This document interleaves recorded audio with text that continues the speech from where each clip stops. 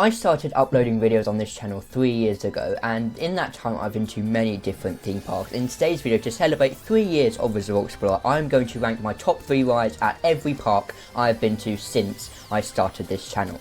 Now, this isn't going to be necessarily only coasters, there are going to be some flat rides in this as well, so we're going to see how it is. So if you do enjoy this video, then please subscribe if you haven't already, so we can potentially have a next 3 years if, you know, it goes well. But yeah, let's go on with the video. So the first part we're going to talk about is Alton Towers. Now obviously there are many different rides and attractions in that theme park, well, when they're open at least, but you know, so obviously in number 3 I have Nemesis Reborn. Now when I went on this last in 2024, it was actually quite rattly, and I felt it was a bit kind of, it wasn't very intense. I mean, obviously it was just retracked at that time, so it needed like kind of bedding in and stuff, but I really feel like it had gotten worse since before it had the retrack.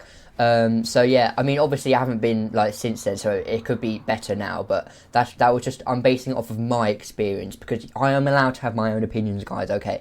So yeah, that is why I put it in number 3. Second, I have Wicker Man. Now Wicker Man, just your good standard kind of wooden coaster, you know, it's quite a family kind of thrill. It's not too intense, I guess, but yeah, it's just a good ride, you know. I haven't been on the back row yet. I have done front row a few times, but I think back row is better, which everyone says. But so yeah, that's why I've put it in there. And obviously, considering I've had those 2 coasters, the number 1 coaster is obviously going to be the Smiler.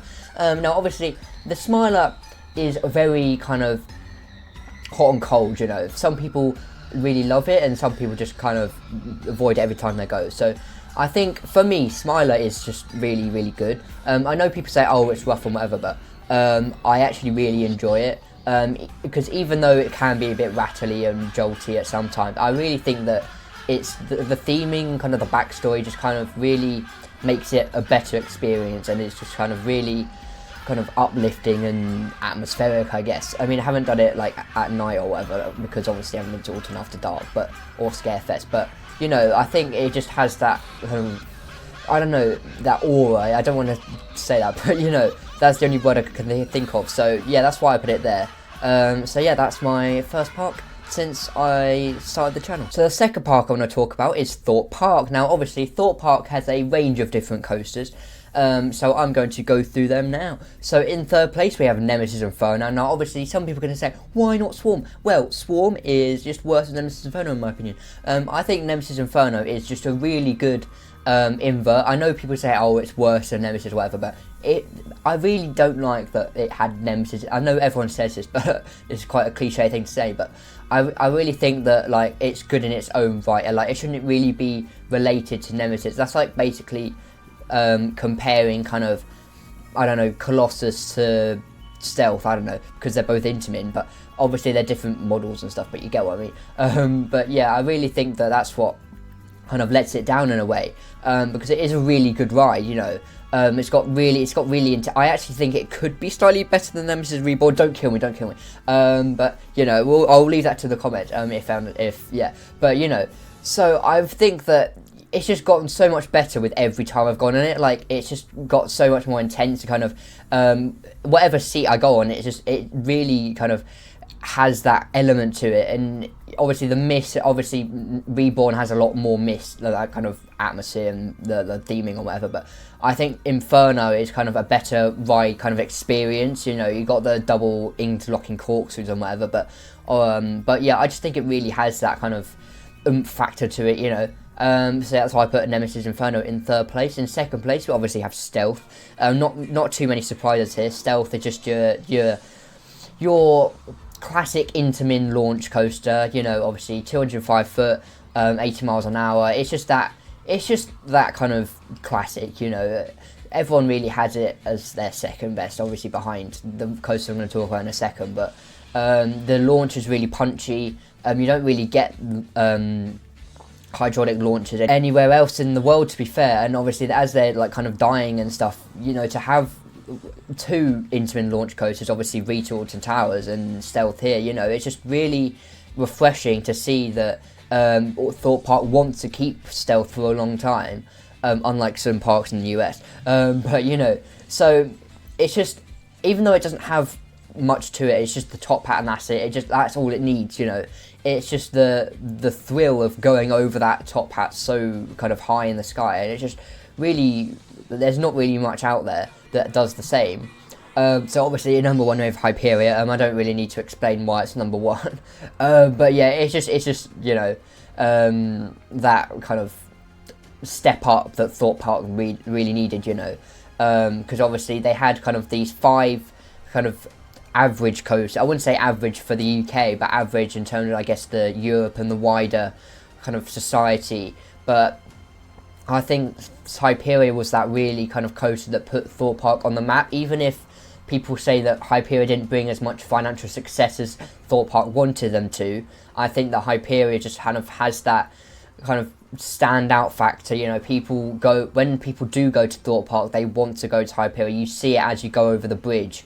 You see it advertised. You see it have the records and the, you know, it's just that kind of, it just has that kind of factor to it. It's just much more, I guess, prominent on the European stage, I guess, you know, competing with the likes of, you know, like Taron, Zardra, Hyperion, you know, just Voltron, because obviously Voltron opened in the same year, so a lot of people compared those two. Even if they're both made by the same manufacturer, that's what also has an element to it as well. Obviously both have had their issues with kind of rattle and stuff like that, but people are saying Voltron is like even worse than Hyperia, so I don't know if that's actually that true and how to the extent of what the problems actually are, but I really think that Hyperia is that kind of the coaster that UK needed, you know, because most people when they thought about the UK coaster industry before, there wasn't really a standout. You know, you had obviously Icon, Stealth, you know, Smiler, Wicker Man, Nemesis. They were kind of there wasn't really there was a big debate on which one was the best, but now Hyperia's been built, it's kind of cemented that kind of place as this is the coaster that everyone goes to, and then everything else is just a step back, you know. So that's why obviously I've put Hyperia first, but you know, I think everyone else has done that. So yeah, that was just my opinion on Hyperia, just kind of the way it impacted the society of the industry in general. So the third part I'm going to talk about is Chessington World of Adventures. Now obviously, Chessington is more of a family park, so they have less thrill coasters, which is why I could include some maybe not coasters in here. I am not going to, but that is a potential opportunity for any other parks that I did. So in third place we have Vampire. Now Vampire is your 1990 Arrow suspended coaster, which was really that kind of moment for Chessington. You know, it obviously when it opened in 1990, no one had ever seen anything like that. It was the John Wardley kind of incarnation. It was just, you know, it kind of put Chessington, because obviously Chessington before was a zoo, so it really didn't have any kind of rides or anything like that. So to have a family coaster 3 years in to when it opened was a really kind of landmark moment for Chessington, because obviously it had the new trains in the early 2000s, but even today it still rides all right. I would say that over the shoulder restraints are very kind of over the top, because obviously Hyperia has lap bars, so yeah, I think it doesn't really need those, but obviously kind of safety standards and technologies in terms of keeping people safe and whatever were much different then, but you know, it's still a fun ride. My best part is probably when you drop down into the tunnel. There's really kind of, you get that kind of feeling in your stomach when you go down that hill, but it's just that classic, you know, like it's obviously going to get retracked. I don't see Chessington ever removing it, obviously, well, in the next 30 years or so, but I really think that it's just that longevity is what really kind of stands out compared to most other UK coasters. So yeah, that's why I've put it. It's not better in terms of a ride experience than the other two coasters I'm going to talk about, but yeah, that is why I've put it ahead of kind of Rattlesnake and whatever. So yeah, but in second place I've got Dragon's Fury. Now Dragon's Fury is your 2004 Mara spinning coaster. Now Dragon's Fury opened, I think, on the same, it did open in the same year as Spinball Wizard at Alton Towers. Chessington Fury is a better ride in my opinion. I think the terrain and the landscape that it goes around the Land of Dragons area, it just has like that helices, and you know, it has that kind of feel to it. It's just much more of a prominent area at Chessington, you know, whereas I'm not like comparing it to Spinball, but I just think that Spinball was just kind of put there in a plot of land and they called it a day, you know. It's much more compact, whereas Dragon's Fury, they really managed to extend it, like going around the park a lot more, because it kind of extends into almost kind of the rainforest area where you got like Toadie's Crazy Cars or whatever it's called now, I don't know, Jungle Rangers. Still got blinded by nostalgia, but yeah, anyway. So yeah, I think, you know, the hills and the twists and turns are much better on Dragon's Fury, especially as you're going up the little, you can see like the London skyline, so that's really a good feature as well. And obviously the theming isn't the best, but I think it does a good enough job of what it does. But in first place, we obviously have the 2023 B&M Shuttle Winged Launch Family Coaster, Mandrill Mayhem. Now, obviously, this was the most recent coaster addition to Chessington until 2027, next year, when they're going to be opening a Minecraft indoor-themed coaster.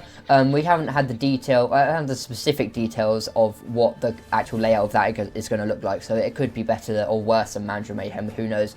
But obviously I'm not the biggest fan of Minecraft. I have played it quite a few times, but it's not my cup of tea, you know. It sort of is, but you know. So I think that Mandrill Mayhem was a really kind of big moment in Chessington history because, you know, they hadn't really had a coaster with an inversion before, and so I think that adding that coaster was really kind of a big moment for them. But we'll have to see like what kind of route they go down in the future, whether they kind of stick to like ramping up the levels of intensity as Paulson's Park are doing, by adding Drake on over at Valgard, which is opening this year.